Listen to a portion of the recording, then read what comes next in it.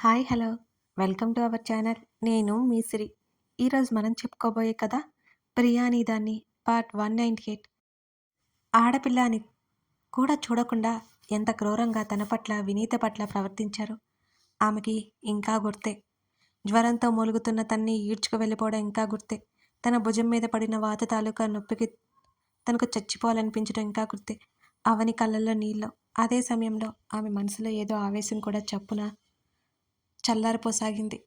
తనకు చెడు చేసిన వాళ్ళకి మంచి చేయాలనే గొప్ప మనసు తనకేం లేదు. నీతో ఎదుటివారు ఎలా ఉన్నారో నువ్వు వాళ్ళతో అలాగే ఉండాలి అనేది ఈనాడు పాటించవలసిన మాటలు. అందులో ఏమాత్రం తప్పులేదు. ఏయ్, ఇప్పుడెందుకు ఏడుస్తున్నావు? ఆవని చెంప మీద జారిపోతున్నా కన్నీటిని తుడిచాడు రిషి. అదేం లేదు అన్నదే కానీ ఆమె స్వరం లోతుగా వచ్చింది. చిన్నపిల్లల ఏంటిది? పాస్ట్ ఈజ్ పాస్ట్, పట్టించుకోకూడదు అవి అన్నాడతను పుచ్చగిస్తూ. పట్టించుకోవట్లేదు, గుర్తుకొచ్చాయంతే అంటూ దూరం జరిగింది. కళ్ళు తుడుచుకుంటుంది అవని. గుడ్, ఇక ఆ మ్యాటర్ మర్చిపో.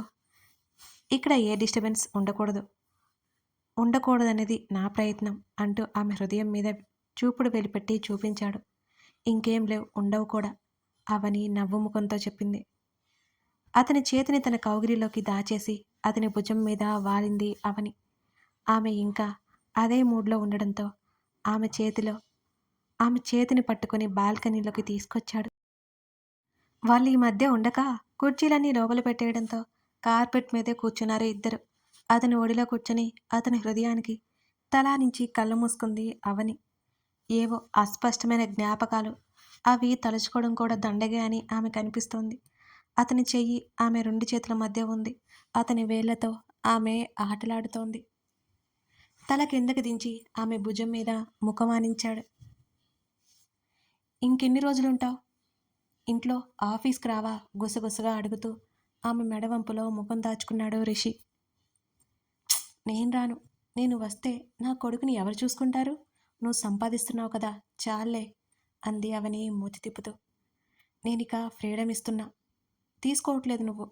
అతని అడ్డుపడుతున్న ఆమె జుట్టు సవరించాడు. నీ ఫ్రీడమ్ నాకేం అక్కర్లేదు. అయినా నాకు ఫ్రీడమ్ లేదని ఎవరన్నారు? నాకే చేసే ఇంట్రెస్ట్ ఏమాత్రం లేదు.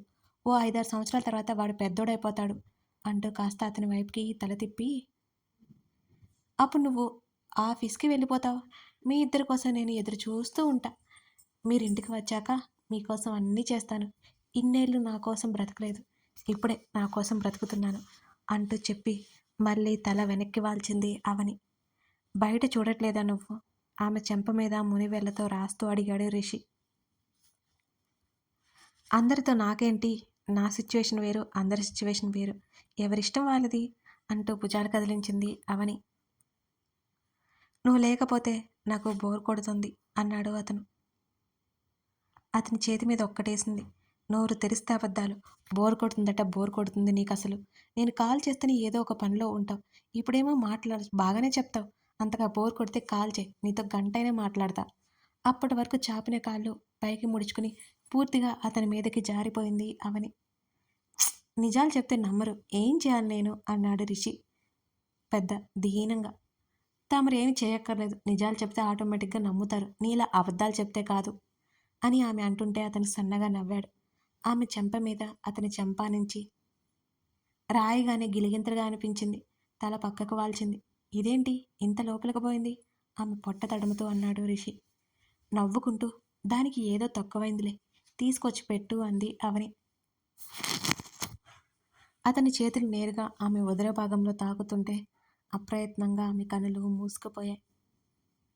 ఆమె నడుము వంపులు అతని చేతుల్లో చిక్కుకుపోయి ముడుచుకుపోయింది అవని. ఏం పాపం ఆ నోటికి రెస్ట్ ఇచ్చావు అడుగుతూనే ఆమెకు అడ్డం పెట్టిన ముఖాన్ని తన వైపుకి తిప్పుకున్నాడు రిషి. ఆమె కళ్ళు తెరవలేదు. అతని ఒక చెయ్యి ఆమెను అలాగే చుట్టుకుని ఊపిరాడకుండా చేస్తోంది. విచ్చుకున్న ఆమె పెదవుల మీద ముద్దు పెట్టుకున్నాడు. పూర్తిగా ఆమెని మీదకు లాక్కున్నాడు రిషి. మరో వారం రోజులు అక్కడి నుంచి తిరిగి ఇంటికి వెళ్ళిపోయారు. రాధారాణి వాళ్ళు కూడా వచ్చేశారు. అవని తమ్ముడు ఎగ్జామ్స్ కూడా అయిపోయి హాలిడేస్ ఇచ్చారు. ఇల్లంతా చాలా సన్నడిగా ఉంది. రాహిణి ఫౌండేషన్కి అవని అప్పుడప్పుడు వెళ్ళాలి అనుకున్నా రిషి వెళ్ళనివ్వడం లేదు. అక్కడ ఉన్న మనుషుల ఆయుష్ ఎంతకాలమో తెలియదు. కాస్త పరిచయం ఉన్న మనుషులిక లేరు అంటే తట్టుకునే స్వభావం కాదు ఆమెది. అవి ఆలోచించి మనసు పాడు చేసుకుంటుందని అతనే చూసుకుంటూ పూర్తిగా ఆమెను దూరం పెట్టేశాడు రాహిణి ఫౌండేషన్కి. అతనికి వర్క్లో మాత్రం హెల్ప్ చేస్తుంది. అతను అలసిపోయినప్పుడు అవని. బుజ్జిగాడు కాస్త పెద్దయిపోయి అందరినీ గుర్తుపట్టేస్తున్నాడు. ముఖ్యంగా అవనినైతే అసలు వదిలిపెట్టాడు. సాయంత్రం తండ్రి వచ్చిన తర్వాత తండ్రితో ఎంతగానో ఆడి చివరికి తల్లి దగ్గరికి వెళ్ళిపోతాడు వాడు. వీడు నా కొడుకు అంటూ అవని తెగ మురిసిపోయేది. తండ్రి చేసేవన్నీ చేయాలంటాడు వాడు. అతనికి తన తండ్రి పట్ల కాస్త అసంతృప్తి ఉండేది. ఎక్కువ అతనితో టైం స్పెండ్ చేసింది లేదు. తల్లితోనే ఎక్కువ అటాచ్మెంట్ ఉండేది వాళ్ళకి. మొదట్లో ఆ విషయం మీద కోపం ఉన్నా పెరిగే కొద్దీ తండ్రి బాధ్యతలు అర్థం చేసుకోసాగాడు. తన కొడుక్కి తనకి మధ్య అలాంటి భేదాభిప్రాయాలు రాకూడదని అతని ఉద్దేశం. అతను రానివ్వడు కూడా. మాధవ్ పదే పదే ఫోన్ చేస్తుంటే లిఫ్ట్ చేసి కొడుకు ఒడిలో తల పెట్టుకున్నాడు రిషి. తండ్రి జుట్టు పీకేస్తూ ఫోన్ దొరకగానే చేతుల్లో పట్టుకున్నాడు వాడు. రే బావా! మాధవ్ అరిచిన అరుపుకి ఉలిక్కిపడి ఫోన్ వదిలేశాడు బుజ్జి వశిష్ట. అవని నవ్వుకుంటూ రిషి తల మీద పడిన ఫోన్ తీసి, ఇడియట్, వినిపిస్తూనే ఉంది, ఎందుకలా అరుస్తావు? రిషి సీరియస్గా అడిగాడు మాధవ్ని. నన్ను తర్వాత తిడుదువులేరా, నేను చెప్పేది విను అన్నాడు మాధవ్ చాలా ఉత్సాహంగా. వింటున్నా చెప్పు అన్నాడు రిషి. అవనిని కూడా పిలువు, ఇక్కడే ఉంది, విషయానికి రా ముందు అన్నాడు రిషి. నేను తండ్రి కాబోతున్నాను యాహూ అంటూ మాధవ్ గట్టిగా అరిచాడు. Congrats bro! అతనిలాగే అవని కూడా చాలా గట్టిగా అరిచింది. వాళ్ళు అరిచినందుకు ఇరిటేట్ ఫీల్ అయినా మాధవ్ చెప్పిన వార్త విని సంతోషపడ్డాడు అతను. కంగ్రాట్స్ రా మధు, రిషి చెప్పగానే ఇద్దరి కలిపి థ్యాంక్స్ చెప్పి మురిసిపోయాడు. సత్య ఎక్కడా అని అడిగింది అవని. మా అమ్మ సత్యకి అప్పుడే ఉపచారాలు మొదలుపెట్టింది. భుజాలు కదిలించాడు మాధవ్. ఫ్రీ అయ్యాక కాల్ చేయమని చెప్పు అన్నయ్య అంది అవని. సరే అవని, నేను మళ్ళీ చేస్తాను. సత్యని హాస్పిటల్కి తీసుకెళ్ళాలి అన్నాడు మాధవ్. సోనాలి దగ్గరికి తీసుకెళ్ళు అవని చాలా గట్టిగా చెప్పింది. అలాగే అవని, అక్కడికే వెళ్తున్నాము అన్నాడు మాధవ్. కాల్ కట్ చేసింది అవని. తల తిప్పి చూడగా తండ్రి ముఖానికి ముద్దులు పెడుతున్న వశిష్ఠ కనిపించాడు. నవ్వుతూ చూసింది వాళ్ళని అవని.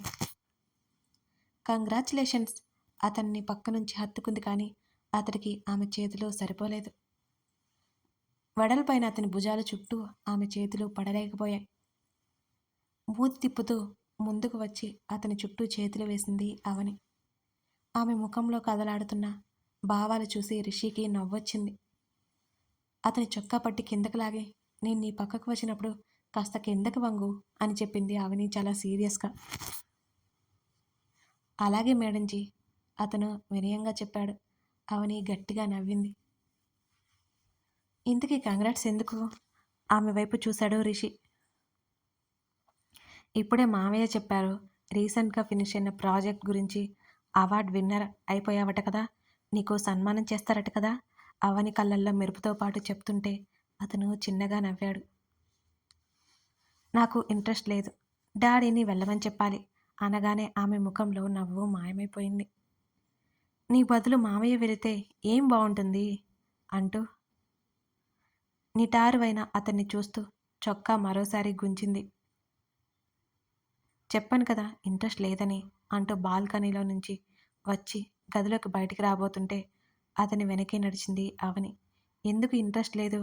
ఇది నీ గుర్తింపు, నువ్వు ఎందుకు హైడ్ ఇవ్వాలి అనుకుంటున్నావు? ఆమె దిగులుగా ముఖం పెట్టుకొని చెప్పింది అతన్ని. ఆ క్రౌడ్లో నాకు ఊపిరాడదు. అతని మాటలకి ఆమె ముఖం మ్లానమైపోయింది. ఆమె అప్పటికే మౌనం వహించింది. అతను పనుందని వెళ్ళిపోయాడు. వశిష్ఠని ఆడిస్తున్న రాధారాణి అవని ముఖం చూసి, ఏమైందవని, రిషి ఏమైనా అన్నాడేమోనని అనుకుంది రాధారాణి. అవనికంటూ ఎవరున్నారు? ఎవరికి చెప్పుకుంటుంది? ఆమె అత్తైన అమ్మ పాత్ర పోషించాలి. వాళ్ళ మధ్య జరిగిన సంభాషణ మొత్తం అవని చెప్పేసింది. అలా అన్నాడా? ఆమె కూడా ఆశ్చర్యపోయింది. ఆమె కొడుకు ఒక గొప్ప స్థాయికి వెళ్ళాడన్న గర్వం. అంతలోనే ఆమె కొడుకు ఆ విషయం మీద సంతోషంగా లేడు అనిపిస్తుంటే ఆమెకి దిగులేసింది. కారణం అడిగావా అవని? రాధారాణి అడిగింది. లేదు, అడగలేదు. అనుకున్నాను తనన్నిటి నుంచి బయటపడ్డాడు అని. ఇంకా లేదత్తయ్య. ఒకప్పుడు ఇలా లేడు కదా. ఆమెకి ఏడుపు ఆగలేదు. తెలియకుండానే చెంపల మీద కన్నీళ్లు జారిపోయాయి అవనికి. నానమ్మ చేతిలో ఉన్నవాడు తల్లి ఒడిలోకి దూకి తల్లి ముఖం వైపు పరీక్షగా చూసి ఒక్కసారిగా ఏడుపు అందుకున్నాడు వశిష్ఠ. అవని ఉలిక్కిపడి కొడుకు వైపు చూసింది. వెంటనే కళ్ళు తుడుచుకుంది. అవని, ఏంటిది?